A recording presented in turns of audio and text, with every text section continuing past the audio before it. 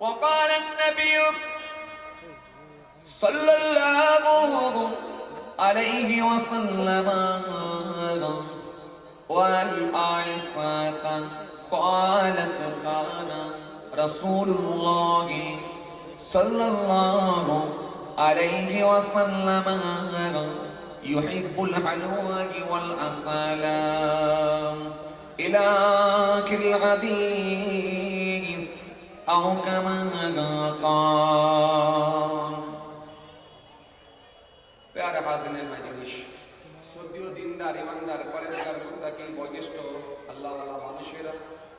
আজকের মাহফিলে বসে থাকা দিন দরদ ইসলাম দরদ নবীর প্রেমিক নবীর আশিকেরা আজকের মাহফিলে বসে থাকা নামাজি রোজাদার দিনদার পরেজগার খোদাভীর মানুষেরা আজকের মাহফিলে আগত বিশিষ্ট ব্যক্তিরা হাফেজে কোরআন ওলামায়ে কেরাম ওলামা হযরত গণেরা পাশাপাশি হুফাজে কেরাম আল্লাহ পাকের হাজী বান্দা গণেরা সকলকে সালাম মোবারকবাদ জানিয়ে খুব অল্প সময় সংক্ষিপ্ত কিছু বয়ান পাশাপাশি আরো জানাই যারা আলিম লোকে নাই আল্লাহর জামিন ছেড়ে বিদায় নিয়েছেন নশ্বর ধাম ত্যাগ করেছেন আমাদের থেকে যারা পৃথক হয়ে গেছেন মাত্র 3.5 হাত জায়গা অধিকার করে অপেক্ষায় রত ইন্তজার করছেন ওয়েট করছেন সে কিয়ামতের দিনের জন্য ইলা ইয়াউমিল কিয়ামাহ যতদিন না কিয়ামত হয় জানাই তাদেরকে আমি আমার অন্তরস্থল থেকে সালাম এবং মোবারকবাদ সেই সাথে সাথে আরো জানাই আজকের এই সুন্দর মাহফিলের যারা আয়োজক যারা এই মাহফিলের আয়োজন করেছে আমাদের সম্মানীয় মহতারা সভাপতি সাহেব সহ সকল সদস্য ভাইরা বিশেষ করে এই মাদ্রাসার উস্তাদগণেরা এবং আমার ছাত্র এই মাদ্রাসার ছাত্র ভাইয়েরা আমি সকলকে আমি আমার অন্তরস্থল থেকে সালাম মোবারকবাদ জানিয়ে খুব অল্প সময় সংক্ষিপ্ত কিছু বয়ান করে আপনাদের খেদমত থেকে বিদায় পাশাপাশি আরো জানাই জাতি ধর্ম বর্ণ নির্বিশেষে যে যেখান থেকে শ্রবণ করছেন যে কোনো ধর্মের হোক যে কোনো বর্ণের হোক যে কোনো কালারের হোক যে কোনো কমিউনিটির হোক প্রত্যেককে জানাই আমি আমার অন্তরস্থল থেকে হার্দিক শুভেচ্ছা ভালোবাসা মহান আল্লাহ পাকের কৃপা প্রত্যেকই বান্দার উপর হোক আমরা জুড়ে বলি আল্লাহুম্মা আমিন ভাইরা আমার বন্ধুরা আমার সাথী মুহাব্বতের ভাইরা আজকে এই মাদ্রাসার বাৎসরিক ইফতারের সহ এই মাদ্রাসার প্রোগ্রাম মাদ্রাসার অনুষ্ঠান মাদ্রাসার জলসা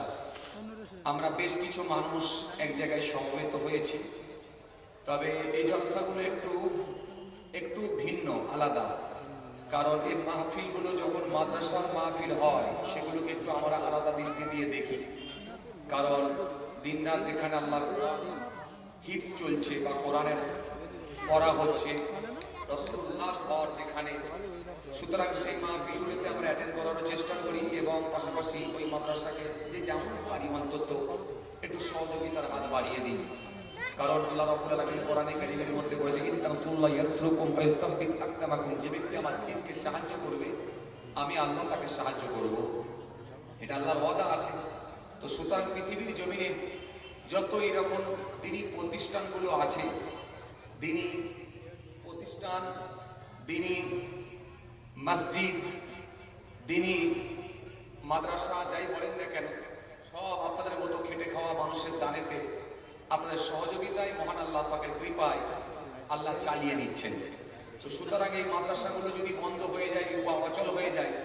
বা এই প্রতিষ্ঠানগুলো যদি বন্ধ হয়ে যায় সমাজের মানুষ কিন্তু আরো গোমরা হয়ে যাবে কারণ মানুষ আরো ধ্বংসের দিকে আগিয়ে যাবে ধ্বংসের দিকে মানুষ ধাবিত হবে কারণ এমনি তো আমরা সেইভাবে আল্লাহর সন্তুষ্টি অর্জন করতে পারিনি আমি আমার নিজের কথা বলছি আপনাদের কথা যদিও আমি বলছি না আমি আমার নিজের কথা বলছি আমরা সেইভাবে আল্লাহর সন্তুষ্টি অর্জন করতে পারিনি যেভাবে করা দরকার সেইভাবে কিন্তু পারিনি কি করতে পেরেছি বলে ব্যস্ত মানুষ রাতের বেলা জলসা করে দিনের বেলা ঘুমায় বড় কষ্ট করে এটা কষ্ট বলা ঠিক না তবু বলছি খালি কোনো রকমে আল্লাহর হুকুম 5 ওয়াক্ত নামাজটা আমাকে পড়তেই হবে এটা একদম মেনে নিয়েছি উপায় নেই গাড়ি দাঁড় করিয়ে হোক পাশাপাশি মসজিদ পেলে হোক না হলে গাড়িতেই হোক রাস্তায় দাঁড়িয়ে হোক অন্তত নামাজটা আদায় করতে হবে এটা মেনে নিয়েছি কারণ আল্লাহ এটা ফারজ আইন করে দিয়েছে আর আল্লাহর কাছে এটুকু বলতে পারবো আল্লাহ ওয়ালাউ আয়া। এইদিকে লক্ষ্য করে তোমার নবী দায়িত্ব দিয়েছে উলামা উম্মতি কাআনবিয়া বানি ইসরাঈল, আমার উম্মতের হাক্কানি আলেমরা হলো বনি ইসরাঈলের নবীদের ন্যায়। যতটুকু তুমি জানিয়েছিলে এরই বীজখান থেকে আমার সীমিত জ্ঞান বুদ্ধি থেকে মানুষের সামনে কিছু দিনের আলোচনা, দিনের প্রচার প্রসার করেছি তোমার কোরআন দিয়ে, তোমার রাসূলুল্লাহর হাদিস দিয়ে। তো সুতরাং তুমি যদি এর বদৌলতে তুমি যদি নাজাত দাও, তো এটা ছাড়ার কোনো রাস্তা নেই। কারণ যেভাবে আল্লাহর ওলিরা যে মেহনত করেছেন, যেভাবে আল্লাহর সন্তুষ্টি অর্জন করেছেন, বাবা এত এইরকম বললে হবে না, একটু চুপচাপ বসতে হবে, বাবা ব্যস্ত হলে হবে। আমার দিকে খেয়াল করে, আমার দিকে খেয়াল করে। আল্লাহর ওলিরা আউলিয়া কেরামদের জীবনী পড়লে আপনি দেখতে পাবেন যে মেহনত করেছেন, যে কষ্ট করেছেন, তারা দুনিয়াটাকে ডিভোর্স দিয়ে দিয়েছেন, দুনিয়াকে তালাক দিয়েছেন, দুনিয়াকে বিসর্জন দিয়েছেন, তবে তারা আল্লাহর সন্তুষ্টি অর্জন করতে পেরেছে।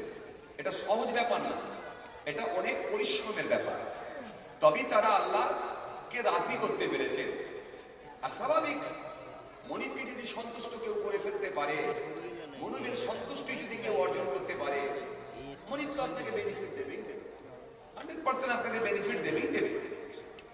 এটা ইনশাআল্লাহ কোনো সন্দেহের অবকাশ নেই। আপনি যে কারখানায় কাজ করছেন, মনে করুন যে কারখানায় আপনি কাজ করছেন, কারিগর আছে প্রায় 150 থেকে কি 200টা কারিগর আছে একটা কারখানায়, মনে করুন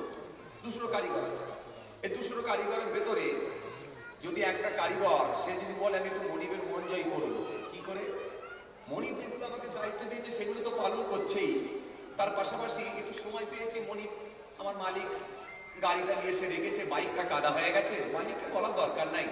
আমি গাড়িটা ধুয়ে দিলাম, গাড়িটা একটু পরিষ্কার করে দিল।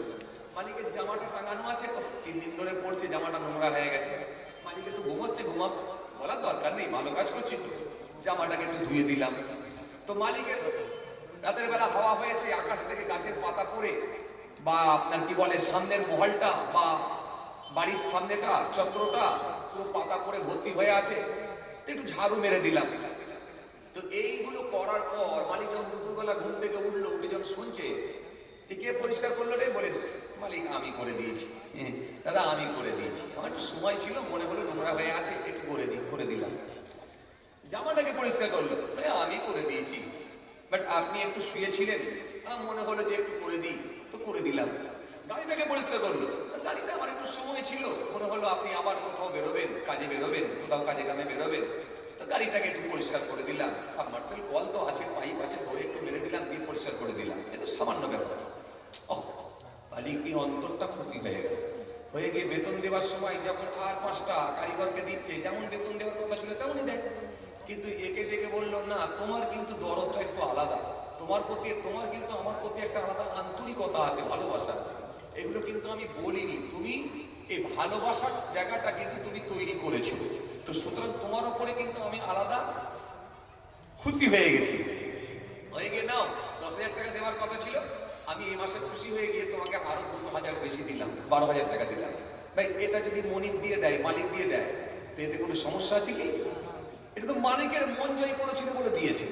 তো বড় পীর সাহেব এত ইবাদত করলেন, এত জিকির করলেন, এত আল্লাহকে রাজি, এত খুশি করে ফেললেন, মালিক রাজি হয়ে গেল, মনিব রাজি হয়ে গেল, রাজি হয়ে গিয়ে বললো এ বড় পীর, তুমি আমার ওলি বান্দা হিসাবে আমি আল্লাহ তোমাকে কবুল করে নিয়েছি, বলো তুমি কি চাও, বলো মুর্দাকে জিন্দা করতে চাও,